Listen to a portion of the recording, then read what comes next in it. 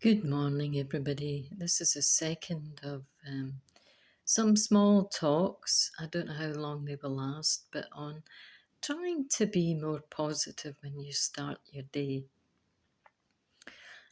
Today I woke up quite early, although it's actually not now, and I was very cramped and I had a bit of that kind of headachy feeling and a sore shoulder. So I felt as if I'd slept in a confined space. So this is very much needed for me to kind of change that kind of bland, kind of horrible wake up feeling into something more positive to start my day with.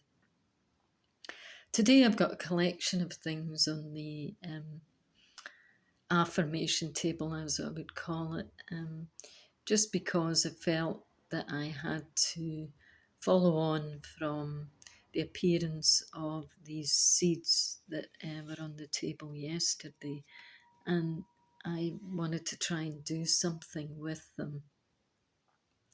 The theme of this talk is going to be about transmutation, which is changing one thing into another thing, which is obviously if you smoke like me, you want to be changing that habit from a bad habit to a better habit, something different. So my attempt is to light a candle and to bring in positive thoughts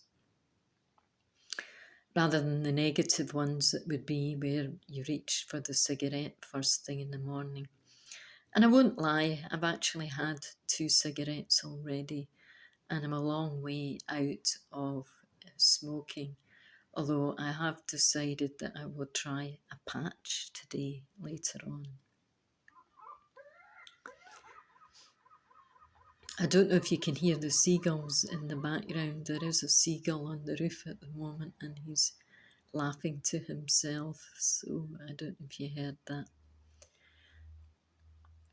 I firstly wanted to talk about what I did this morning. These seeds have been with me for almost 4 years, never having done anything with them.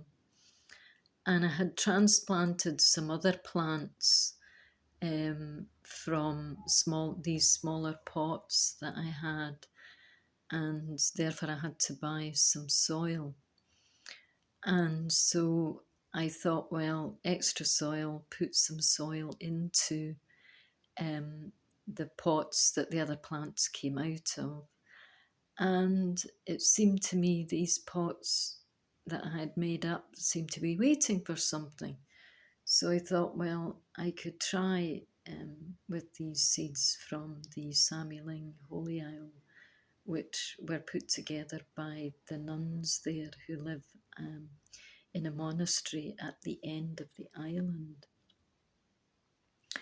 So what's happened is that I've managed to put some seeds in this pot, and we'll see whether or not these seeds germinate. It is obviously the wrong time of year, it being September, but the weather here is extremely hot, so I'm hoping that this batch of hot weather might help these seeds to germinate. In that process, obviously, I cleaned some things up because I had to then find a small thing to put under the pot and rearrange some things. And that's kind of obvious. If you're doing something that changes a negative habit into a positive habit, you are actually causing a kind of transmutation. And what does that word mean? It means changing something into another thing. And really, that is the theme of the affirmation candle, which is to change one thing into another thing. And if you can only do that, you then might be on the road to creating some positive shifts in your own life by thinking about, after this meditation, what your priority list might be to reorganize any chaotic areas in your life. I wouldn't think that everybody, even including the most successful people, don't have areas of chaos, even if it's that cupboard that they chucked something into. And sometimes when we have a glory hole, as my mother would call it, there are reasons for that.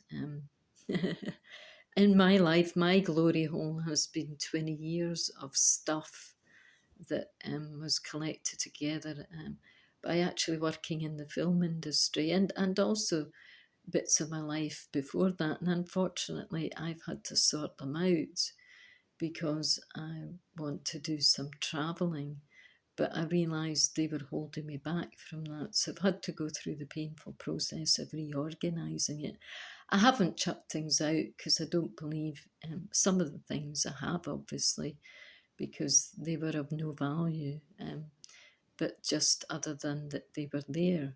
And I'm still going through that process, which is quite difficult if you have a tendency to keep things like me. I'm going to take a breath here. But on the theme of transmutation, what the mystics found, the Eastern mystics found, is that chanting helps to create in the brain a calmness which helps to transmutate something negative to a positive, even if it's only your brainwaves. And science knows that your brainwaves do that.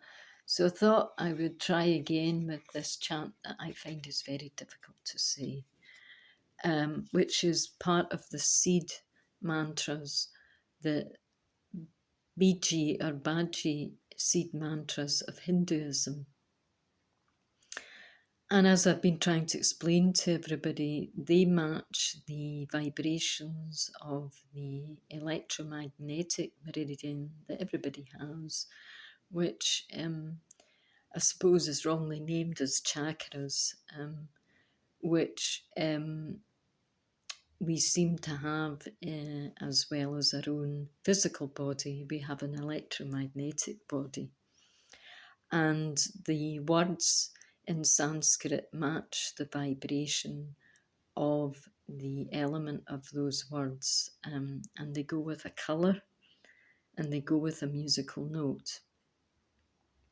So when you're saying this particular mantra, you're helping to get your body mainly and also your mind into a better vibrational state, or at least I think it's the other way around, where the mantra activates the ability for the body to see how it's feeling with the vibrations of the words. So I'm going to give it a try. It's Lam Bam Ram Yam Ham Sham Aum. Lam Bam Ram Yam Ham Sham Aum. Lam Bam Ram Yam Ham Sham Aum. And the reason for this and the meanings in it is that the red one at the bottom, Lam, is the enunciation of I am in translation. I exist. And then it goes right up to the violet with the note B of or more correctly, Aum, Aum, which is the state of consciousness. And that means, Aum means I am one. So moving from the red at the bottom, which is I am, to the note A, which is Aum, I am one. And of course, that feeling of oneness helps our consciousness to breathe and to rest, because it stops all the thoughts of I, the ego. I need this, I want this, I'm not happy if I don't have that, I'm not happy if I don't have that person, I'm not happy if I don't have that job, I'm not happy if I don't have that thing. So the point of a mantra is to rest the mind on I am one, the oneness of the universe, the oneness of you, the oneness of the atmosphere on the earth. And that's really the purpose of a mantra, is to bring you into your own consciousness and rest the mind on that temporarily, so that there's nothing else of the ego coming in and saying, I want, I need, I have to have, which is something that causes anxiety with people because they don't have the things that they want, and that causes desire. And in Buddhism, you want to try and think of not having to displace your own wants temporarily in a kind of um, um, detachment, if you like, from that desire. So it's been greatly misunderstood, but I think what it means is to come into a state of I am one, I am one, Aum, I am one.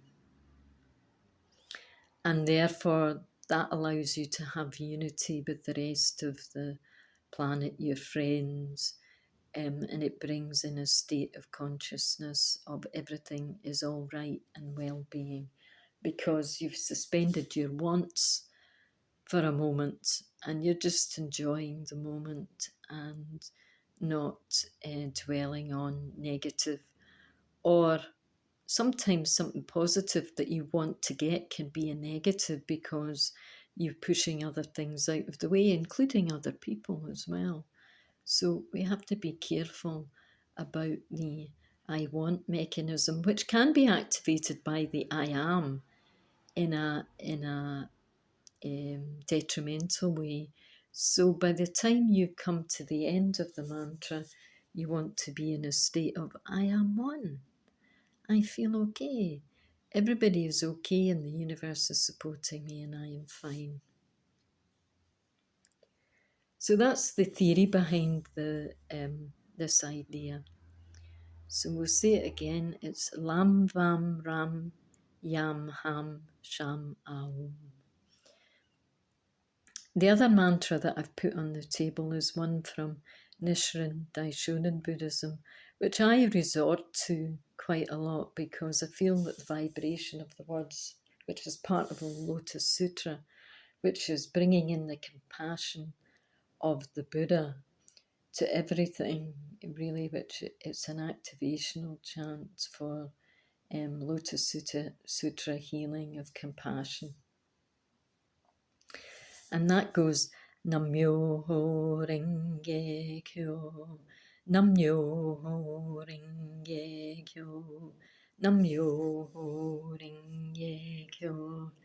And when I say that, I can feel a vibration in my body, and it sort of lets me feel what might be wrong with my body and how I might have to fix it. I don't think it'll do that for everybody, but it does that for me. And then there is the other Buddhist chant, which is Tari Tutari Turisoa, Tari Tutari Turisoa. And I explained that yesterday, and obviously you can review some of the other videos about some of the facts, because I don't want to be repeating myself. But that's the Green Tara Buddha chant, which is she prayed for the removal of suffering of mankind. And you can hear more about that one on yesterday's YouTube video.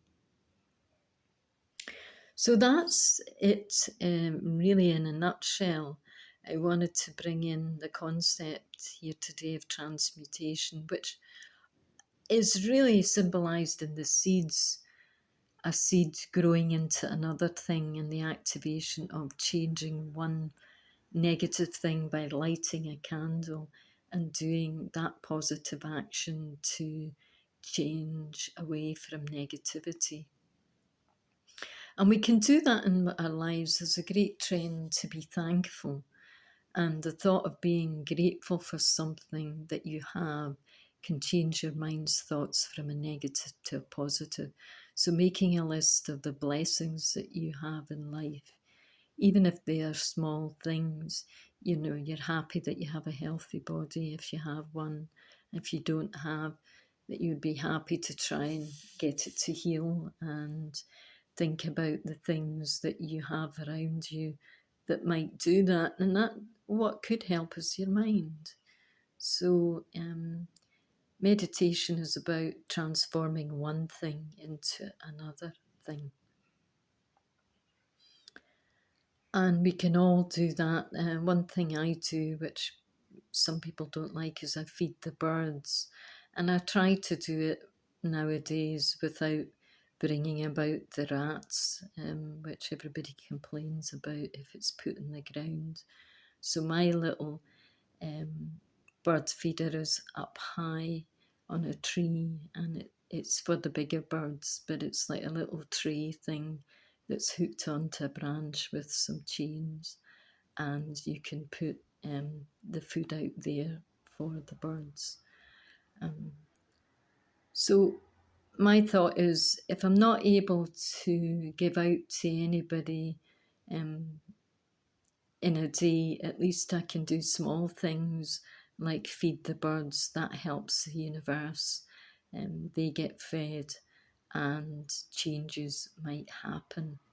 And in fact, I did that for 2 years during the lockdown. And one of the things that I saw before I left that place was the birds were able to give me a beautiful dance in the air of all the children that they had that were swarming that night.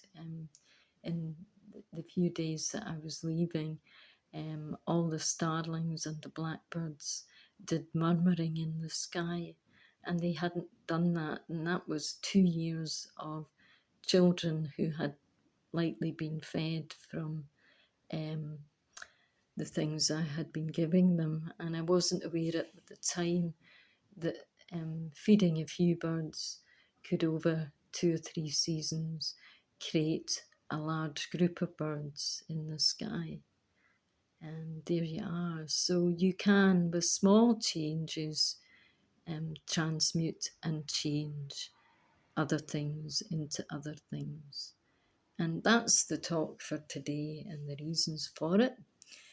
Just very quickly, I have my essential oils here. I put marjoram and frankincense in the burner today, just to help my mood. Those two are very good at doing that, so just very quickly say that.